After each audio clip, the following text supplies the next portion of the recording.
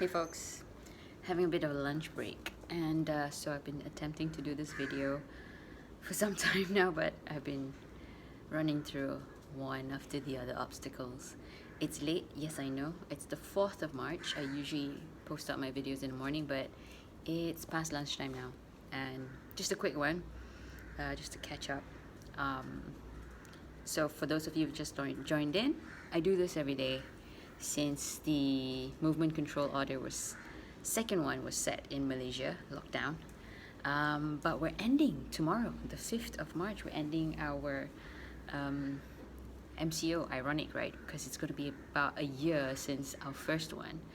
And well, the world is a different place now. I'm not as regretful as how it's different now though. There are things that I like about it right now. That'll be Arthur. So anyway, what's happened the past 24 hours? Some good things.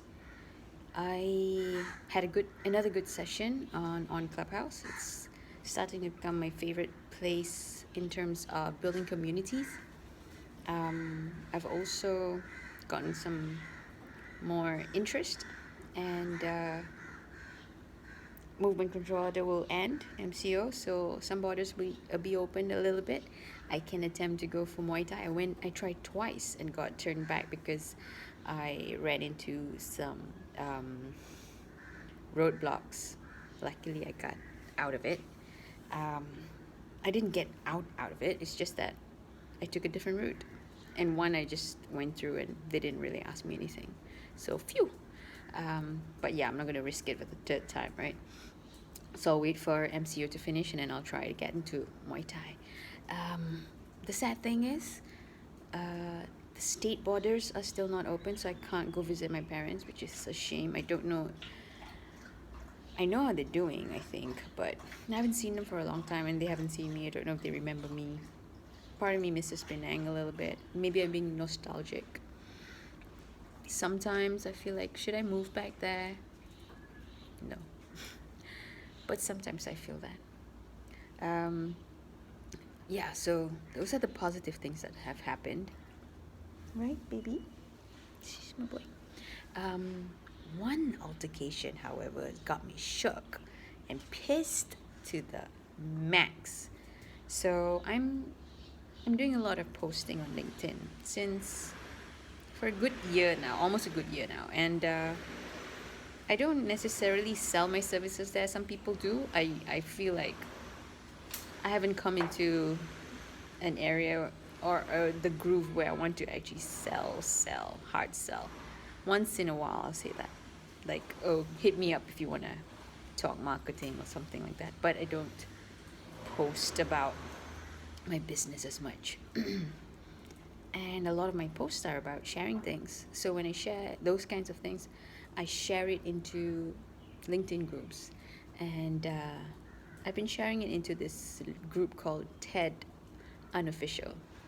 And so I haven't had any issues with it. Some people comment, it's very, very little, but it's nice. But my last post, the one about FAST, F-A-S-T, the acronym, and there's nothing that I'm selling there. I can't even think how I'm selling my business there, because I don't do coaching for individuals. I consult people marketing wise, but I don't do self-help coaching, not at all. So anyway, this guy who claims he's the moderator of that group, TED Unofficial, on LinkedIn, sends me a message on LinkedIn and says, hey, hi Viv, how are you doing? We need to talk about TED Unofficial. I'm like, okay, when can I call you? I'm like, all right, sure. I was like, hey, hi, thanks for reaching out. I'm good, thank you, hope you're well. Sure, we can schedule a call. How would you like to call? How would you like to conduct it? I'm in Malaysia, so what, Zoom, Google Meets, and when? And then he's like, are you on Facebook? This is a day later. Are you on Facebook? I'm on Facebook now. We can have a call there. I'm like, I don't really want to add this guy on Facebook. I don't know I did ask him, what is this about? I hope I didn't post anything wrong there. He didn't say anything. But his response was, are you on Facebook? We can have a quick call there. I'm like, okay. I missed that message. And then I said, okay, I'm online now. What's up? It's like, add me on Facebook. Add me now. Like, so I give him my profile so that he can add me. He's like, add me on Facebook now. And then we get a quick call. It's free. So this is starting to sound really pushy and quite dodgy, because what is this about? Why can't you tell me in this chat message on LinkedIn about your LinkedIn group? Because you said you wanted to talk about the LinkedIn group. I know this is getting long-winded and I'm getting annoyed anyway. So anyway, we end up having that call. Sorry, my dog's being cute. We end up having that call, and he's really rude and really pushy, and he's a sorry excuse of a, Nathan Lane, that campy sounding New Yorker Broadway-like thing. So he sounds like that, but a bad version of it, and not funny. Very pushy, very rude. So the moment I start to ask, wait, what do you mean? He's like, don't interrupt me, I'm talking, okay? Can you just let me finish, just listen, don't interrupt me, I'll get through it, and then you can ask the questions. So I was like, whoa, Nelly, see, you just call me in my personal space, my evening that I want to relax, and you're talking like this to me? Like, wait, he wouldn't let me get a word in, and then he was like, you see, you're not listening. You're just like my wife, who's like, he says I'm just like his wife. What a fucker. That pissed me off beyond words. And then, out of everything, I was like, okay, you have 1 minute to explain yourself. He explains himself, like, see, that wasn't so hard now, was it? If you just listened and didn't interrupt me, I don't understand why you needed to interrupt me. I was like, you know what? I'm going to put down the phone now. I put down the phone. And then he goes back on LinkedIn and barrages me with things saying that he's never had an issue. He's had a conversation with a lady in Australia. She was never like that. Never in his life did he have such an issue talking to somebody who's so rude, who will interrupt him. But my point of view was, I couldn't understand what he was saying, because he said my post about fast was fine, but he can't allow that.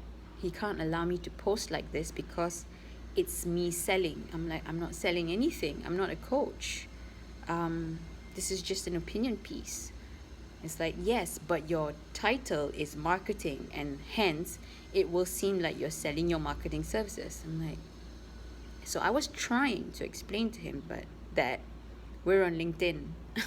We're on LinkedIn. Everyone's on LinkedIn for a reason, to market themselves. And there's no way for our titles to not appear. What do you want me to do? Erase my title and then post? Even then, that doesn't work, because later on, if I add my title again, you'd still see it in the post. So I couldn't even get that out. And he was just going on and on and on. So I was like, you know what? How dare you speak to me like that? You came into my safe space. You called me, you accused me for being rude. You wouldn't let me get a word in. And then you compare me to your wife. I've never heard anybody like this before. And he's like, I've never had this kind of conversation before. And then we were going back and forth. I was like, you know what? I have deleted my post. I've removed myself from your group. I have removed you as a connection. What more do you want? Do you want me to say that you're right? He was like, you're projecting. So you want me to say that you're right. Like, oh my God. You can't talk too crazy, right? So I was like, please leave me alone. Go away. Goodbye. It's like, fine. Sorry you feel that way. Goodbye. Take care. He kept on saying, sorry you feel that way and take care. Sorry you feel that way and take care. And that's not an apology. That's a slap in the face. And then I was like, but he kept on hammering down the fact that he thinks I was rude and I interrupted his monologue. So I was like, leave me alone. before I report you for harassment. And then I think he blocked me or something because I couldn't see any of our conversations again. It's still there if I wanted to click on it, but it says, um, this person's like, it just doesn't show unless I click a button. So that got me so pissed off. Spoiled my evening.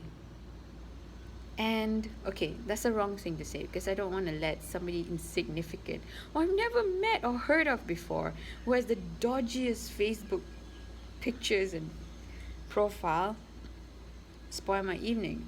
They don't have that power, but I allowed it. Moral of the story: communicate clearly, be kinder, be nicer to people, especially if you don't know them. And communication is a two-way street. When one person wants to ask a question, it doesn't mean that they're interrupting you. Just let them ask, or just say, okay, hold on, let me finish. Not say that and then berate them about them interrupting, because that's not productive for either party. And second moral of the story, I suppose, is don't like small little people like Robbie Azah something. He's got a weird name, R-O-B-Y, Azah, A-Z-Z-A-H something. He sounded New Yorkerish. He used grazie to me. And I don't know, he's just weird. And I hope I never see him again. So that's that. This is me, Viv, all the way from Kuala Lumpur, Malaysia, coming to you from my daily chronicles. Good afternoon, Malaysia. Stay safe, mask up, keep a distance, stay connected. See you tomorrow. Bye.